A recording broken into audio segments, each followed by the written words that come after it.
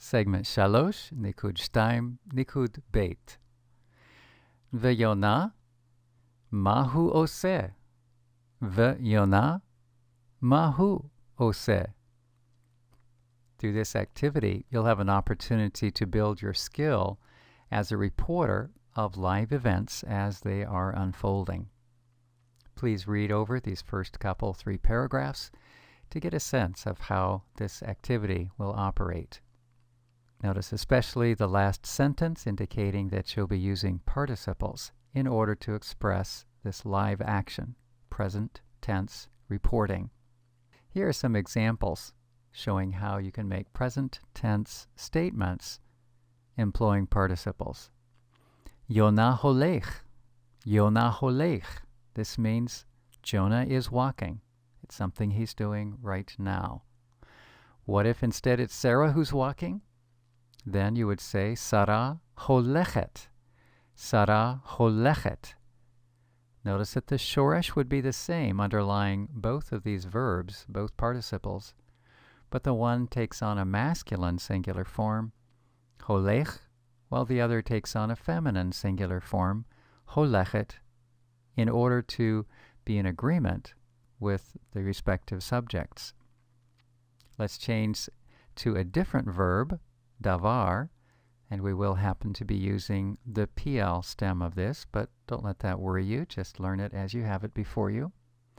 To say that the king is speaking right now, we would say Hamelech medaber. Hamelech medaber. But if instead it's the queen who is speaking, notice how the verb, the participle, will shift to accommodate a feminine singular subject. Hamalka medaberet. Hamalka medaberet. Some of you may find this recalling a sound pattern that you've heard before, the difference between mevakesh and mevakeshet. So, medaber and medaberet. If that's a connection you're making, you're absolutely correct.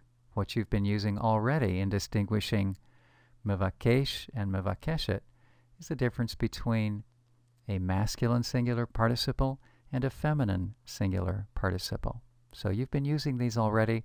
Now we'll have a sense of their formal explanation.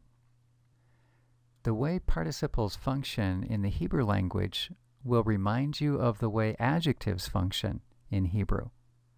What we have in mind by pointing that out is this. You'll recall that adjectives must agree with the noun they modify in their gender, masculine noun, and masculine form of the adjective. Also, they must agree in number, a singular noun, a singular form of the adjective. Those will be the features that you'll need to keep in mind when selecting the appropriate participle as well. Look at the noun and then choose the proper gender and proper number of the participle. Before moving on to look at some verbs that you can use in your report, please notice this footnote. To this point, we've been introducing participles to express present tense, something going on right now. As you can see from the examples taken from the Bible listed in this footnote, participles do indeed serve to express present tense. However, this is not their only function. At times we will find them operating in the future and also in the past. Consequently, as we build a mental category for participles, please keep this in mind. Oftentimes it expresses present tense, and oftentimes this should be our first recourse when translating a participle. Later on we'll gain skill to recognize when it may be operating in the future or the past. Here's one more mental note to make at this point. We've been dealing in the present tense. We've been using participles to express it. Hebrew is not limited to using participles to express the present tense. In the near future, you'll be learning another verbal form which is commonly used to express the present tense.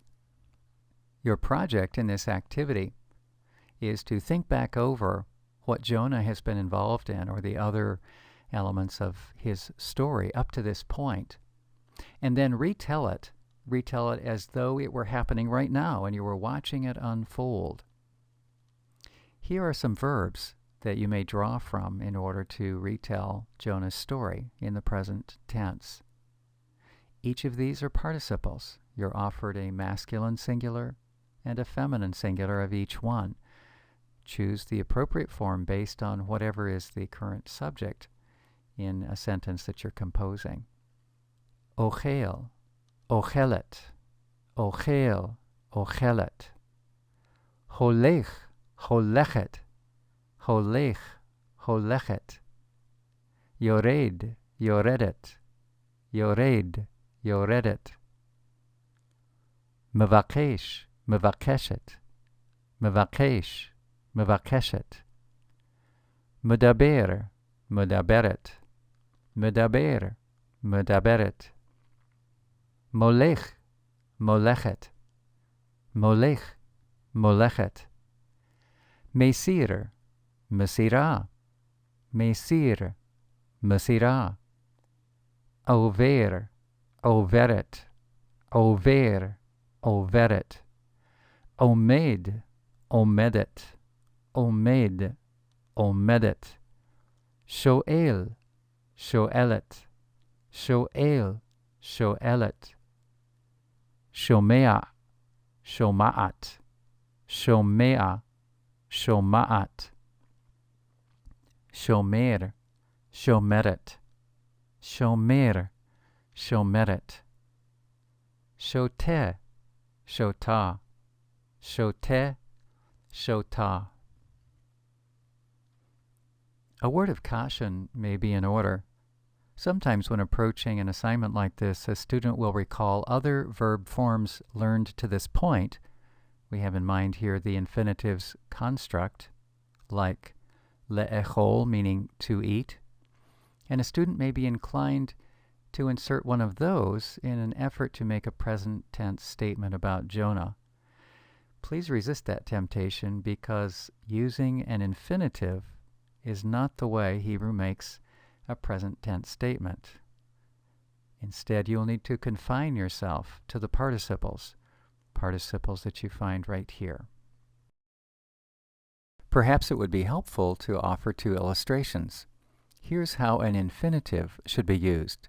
Let's stay with that verb le'echol. It's an infinitive construct meaning to eat. If I wish to say, I like to eat, then it takes this form. Ani chafetz, and now notice the infinitive, le'echol. Ani chafetz le'echol. I like to eat. In contrast, if you wish to say, I am eating, as if someone asked you, what are you doing? Perhaps you're on the telephone. What are you doing? Well, right now, I am eating. For this, you could not use the infinitive, but rather would need to use the participle, ani ochel. I am eating. Even if you were to use wooden English, you could see that the infinitive wouldn't work here. We do not say I am to eat. That would be the problem with saying ani le'echol. That makes no sense in either Hebrew or in English.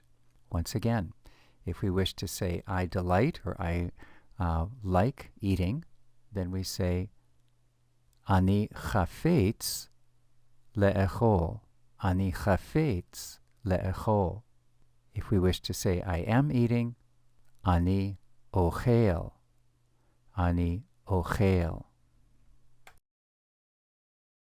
The 6 to 8 sentences that you will be composing should begin with the two listed here.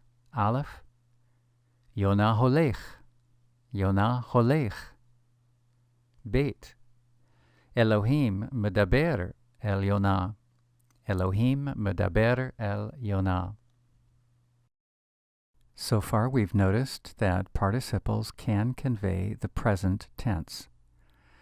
When they are functioning in this fashion, it's called the predicative use of the participle. That is to say, the participle is acting as a verb, supplying the verbal component for that sentence. There are two other ways that participles can operate. First, as an attribute, that is, supplying a quality of a noun or some nominal element in the sentence, or as a substantive.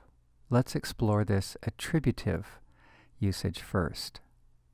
Now, when a participle operates in an attributive manner, it will describe a noun or a nominal element.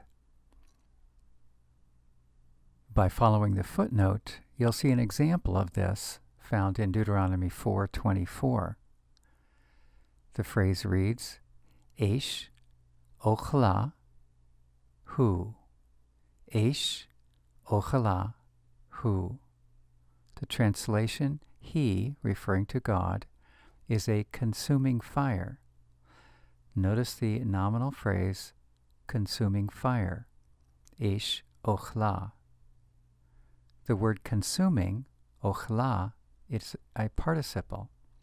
It modifies the feminine noun eish, fire. Employed in this fashion, ochla is functioning in an attributive way, that is, it's supplying a quality of the noun without generating a sentence. Consuming fire. It does not say a fire is consuming. That would be predicative use. It simply says consuming fire. The full phrase then reads, Eish ochla hu.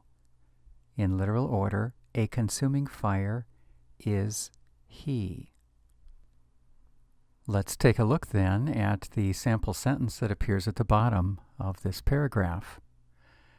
Hanavi hashoteh mayim chafetz le'echol lachem. Hanavi hashoteh mayim chafetz le'echol lachem. Please notice the participle shoteh. It means one who is drinking. As it functions in this sentence, it is describing the noun navi. It does so without forming a sentence. It simply forms the nominal phrase, the prophet who is drinking. The verb in this sentence is supplied by chafetz. He desires. Notice that since the participle, shoteh, is functioning in an attributive way, like an adjective that's describing a noun, consequently, like an adjective, it must agree with the noun it modifies in number and gender and in definiteness. Navi is singular, masculine, definite, and so is the participle shoteh, singular, masculine, and definite. Now we want to concentrate on the use of a participle as a substantive. Let's explain what's going on here. When we encounter a participle that does not accompany a noun, picture that for a moment. It's almost a freestanding participle. It is not following the noun to describe it, like eish ochla, a consuming fire. It is not associated with the noun in a predicative way to supply the verbal component. It's just rather standing alone. When you encounter that, then the participle is acting as a noun. So, for example, if you encounter the participle shomer, standing alone, it doesn't just mean guarding, it means a noun, a thing, or a person engaged in or characterized by that action of guarding. Now in English, we can clearly describe this as a noun, a guard, or more roughly approximating the Hebrew, a guarding person. That is, a person who is guarding. Notice that the Hebrew would not require the word person in order to achieve that. They could just say shomer, and it means a thing or person that is guarding. In parallel fashion, holech, if it appears alone, then it means one who is walking. In English, we might say a walker. Interestingly enough, when Cain was responding to God with his question, that famous question, Ha shomer achi anochi, am I my brother's keeper? That participle shomer, it's preceded by the interrogative particle, ha, but the participle shomer is functioning in a substantival fashion. So it has the meaning, am I a person who guards, guarding my brother? Is that who I am, or what I am? Achi means my brother. Please keep these alternatives in mind when you encounter a participle. Having said that, here is a suggestion for rendering participles. When you encounter a participle and are wondering, should I render this attributively, like an adjective sort of quality, or substantively, as if it were a person characterized by that activity? Or yet again, should it help to form a sentence, predicatively? Often it's helpful to begin as follows. Render the participle in this way: a thing or person characterized by, and now fill in whatever is the basic verb meaning.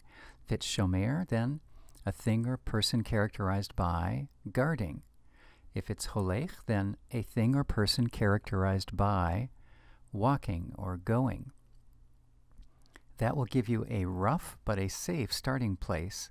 Then move from that to study the context where this participle occurs, and you will be able to fine-tune for a proper translation. Finally, please read the paragraphs following the heading A Spelling Note on Participles, and it will help you become accustomed to the way participles are vocalized.